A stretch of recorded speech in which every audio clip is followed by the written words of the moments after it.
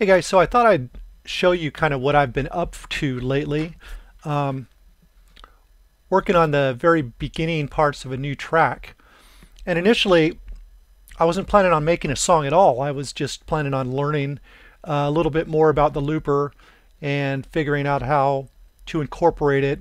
And I've been interested in live improvisation using looping tools and things like that. So as I was playing, of course, what ended up happening is I started getting ideas for a song.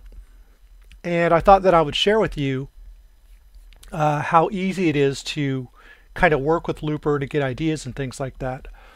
When I built this little song idea, I really wasn't worried about quality because, like I said, I was just goofing around. I didn't think that I would do anything, but actually the quality didn't seem to negatively affect the song because I'm working with these samples along with other instruments and things like that. But I think I got some really good results. So I'll kind of show you how I think a looper can be used, and you can just kind of grab things around the studio, any type of noisemaker or whatever, or hand claps or whatever. So here's basically how I kind of approached it. So I had like a basic drum rhythm here.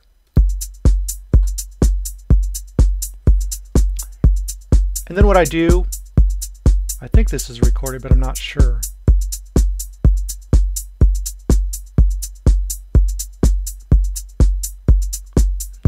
Okay, so basically what I do now is I just start building ideas.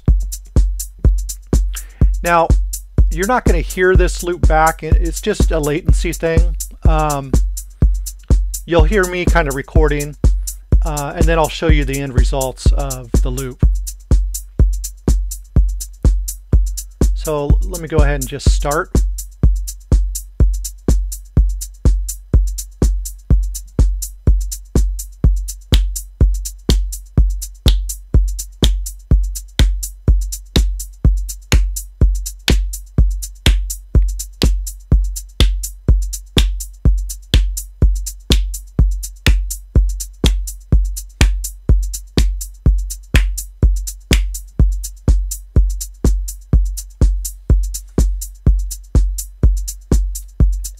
And now what I'm going to do is just drag this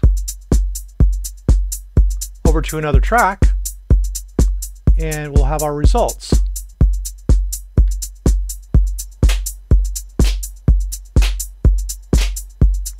Now I've got noise here, and due to latency, I could just kind of drag this over and clean it up.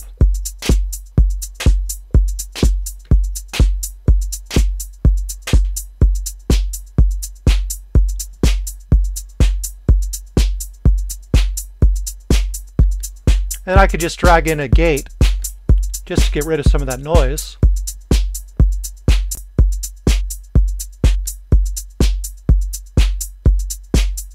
Cool. So we've already got one little idea happening here. And now let's go ahead and use this. So I'll just hit clear.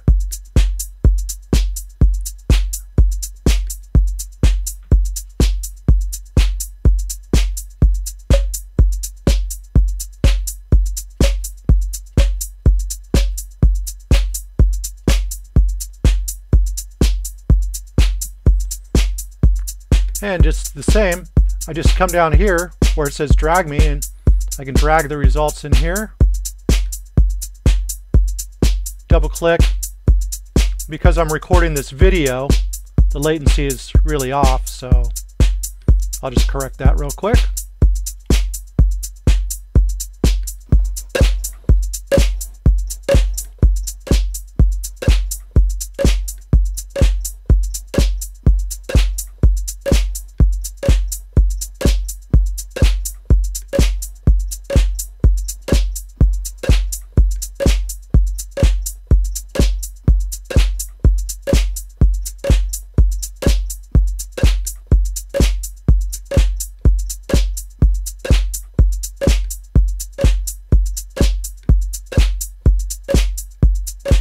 we go. Okay, and so forth. So go ahead and clear that and start again.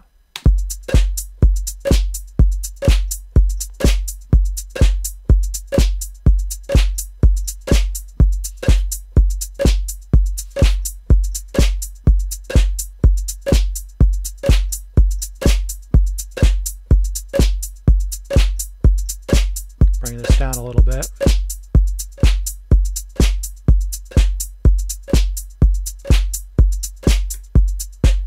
There we go.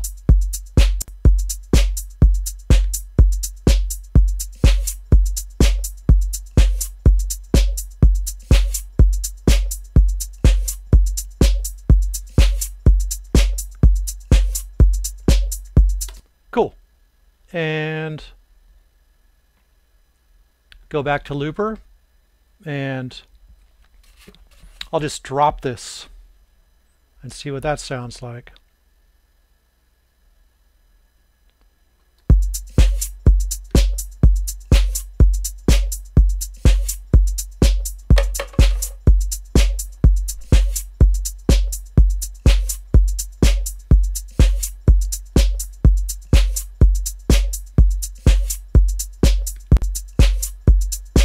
All right.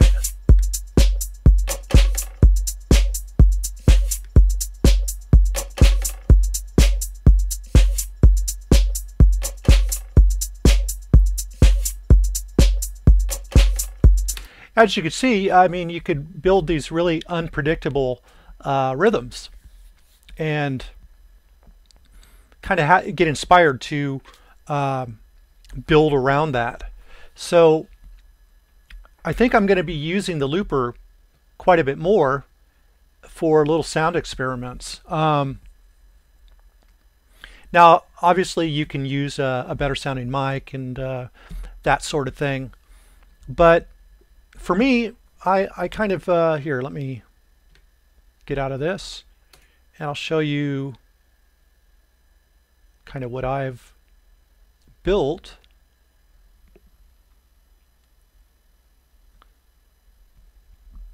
And at the moment, it's just a loop, so.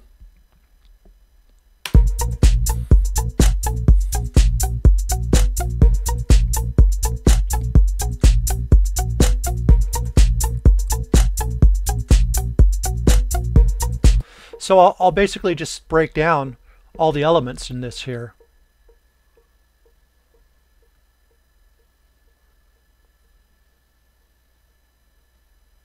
Actually, let's see what this is and see why I turned it off. Oh, I want that on. Okay, so this right here is just a loop that I built in the looper.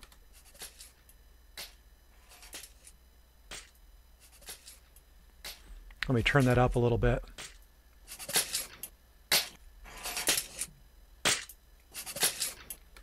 And that's just a combination of using this little paper towel roll and using my keys. And here, that was just kind of, I believe it was like using a pen or something on the surface. And then what I did just to kind of tighten it up is I went into the volume and I just edited the volume so that it kind of went on rhythm. And one trick I did is I copied this. See if I can show you here.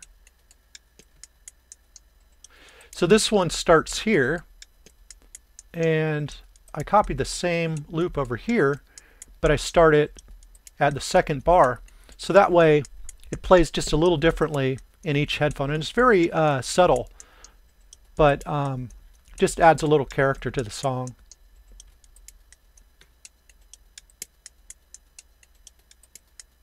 Gives it a little movement.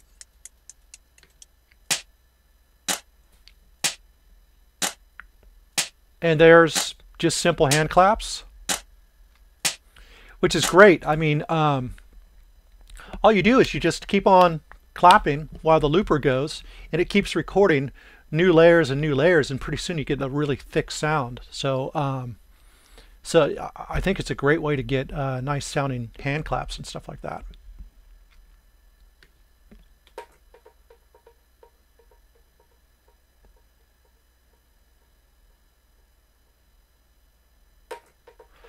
And that's just this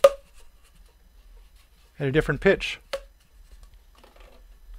And I just cut it and dragged it in to a simpler instrument, and then I rendered that to audio here.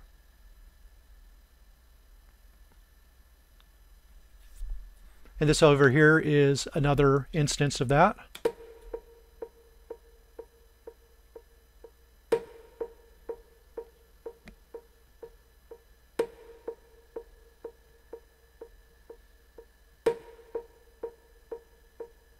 So it was a whole little part, and I just kind of grabbed this one little sound, added a little reverb and delay to it.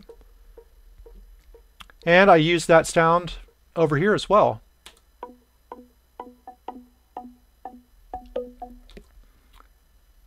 And I just added a corpus to it to kind of give it an extra percussive sound. So let me kind of added a bunch of stuff here, as you can see. So let me show you what something might sound like before you tweak it all to hell.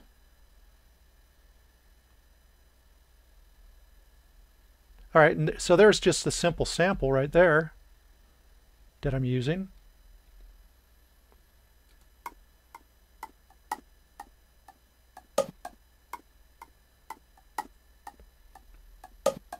Okay, so this here is just a MIDI part, and I played all the parts on the same note mostly, and then I added just a couple other accent notes. And then I went into the pitch bend, and I just created a bend of that sound so that the pitch keeps going lower, and that's how you get that result. And then I copied that over, and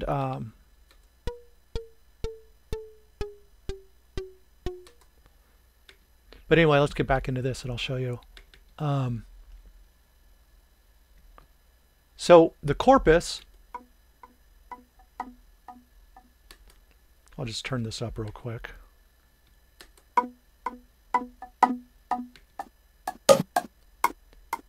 Went from this to that, so much more percussive, and I turned it all the way up to 100%. Corpus is a really great way to kind of add bite to certain sounds or make it sound like you know, like physical. It's basically a physical modeling. So here you've got all kinds of different choices, and I obviously chose the pipe. Then I added a little reverb to it.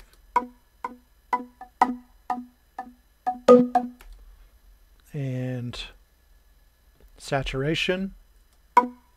Just bring out a little bite. Run it through a cabinet to kind of warm it up. Compressor.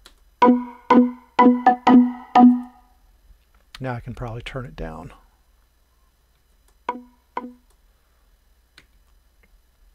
And then in order for it to mix properly in the song, I did some EQing. It looks a little crazy, but you know, my opinion is you do whatever it takes to make it sound good to your ears, and doing this actually did the job for me.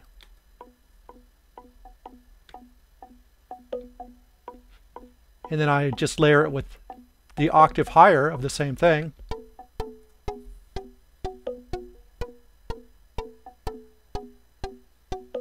So this one's kind of just more straightforward, and this here has the pitch bend, and this one here has the pitch bend a little bit higher, but they're all derived from the same sound.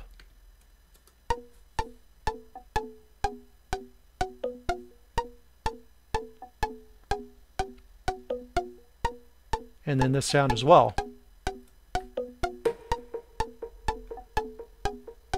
And that's sound.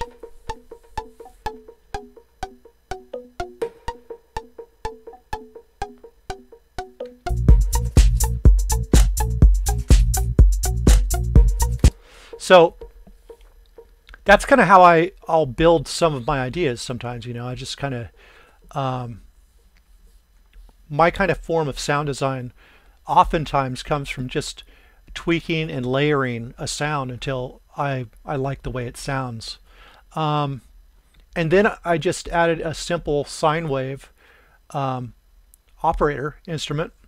Nothing really special about that. And I added a second oscillator to kind of do a little FM synthesis, just to dirty it up just a little bit, give it a little more grit, and yeah, so the bass sounds like this.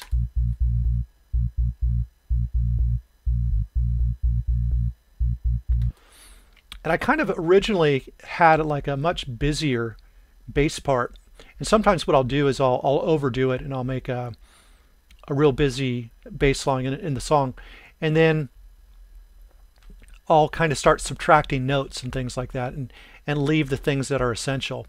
And what that'll also do is that gives me a lot of variations that I could use through the song. So this is what I started with.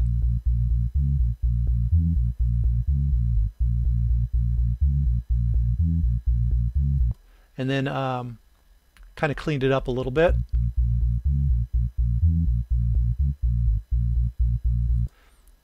And then I started dropping some notes out.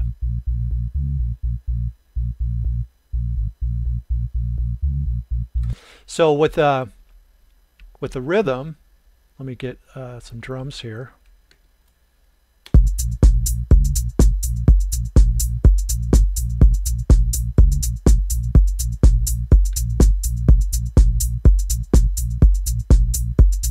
So basically what I did was when the kick hit, for the most part, I just dropped the note out. And what kind of happens is you imagine the note there and the kick sounds a lot fuller.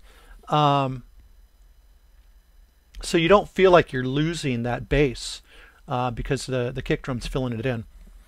Let's see, what other tricks did I do here that I could show you?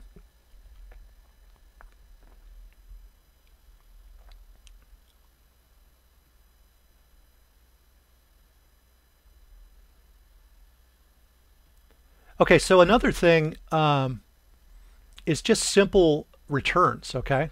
So I want to show you just a couple things that returns can do for you and really help you have a lot of flexibility in your song without having to write a whole lot more stuff. You can just make tweaks using your return syntax. So let's see here. Like this part here, it's just running through through two different delays. So if I turn that off, it's just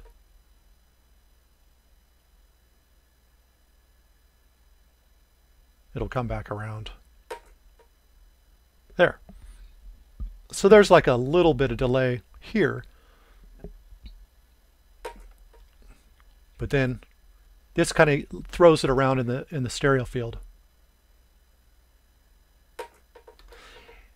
And also what you'll notice is that it's coming through both ears. I did that with a delay trick. Basically you set the delay to time, and you set one to the lowest millisecond, so that would be 1, and then you set another one, you spread it out. I do about 15 milliseconds, and it throws it out of the middle and puts it into your side speakers. So let me show you kind of with or without. That's right in the middle, and with it on, a lot more space. So that's a little simpler trick that I do.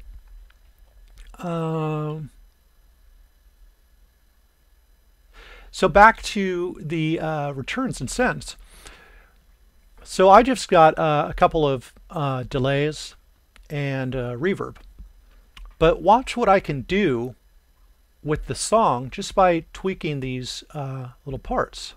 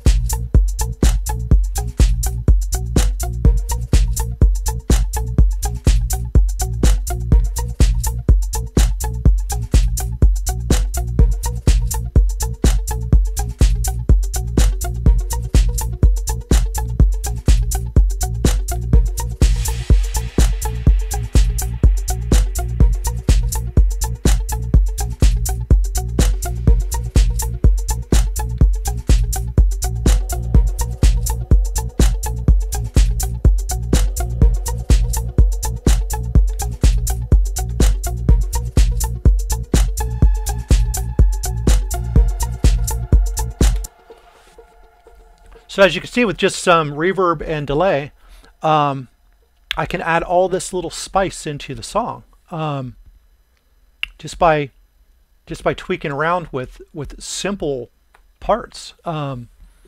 So I would definitely recommend that you add different delay parts and just different effects that you would like. And then when you're building your song, you've got all kinds of ways to create interesting sounds that you don't have to sit there and write note for note or whatever. You can kind of just use the technology to do rhythmic things that sound really cool. So that's where I'm at. I hope you learned a little something here, and I'll get back to you guys as I go deeper into using Looper and as I get further with this song. So I hope this gives you a nice little update and inspires you to do some of this yourself.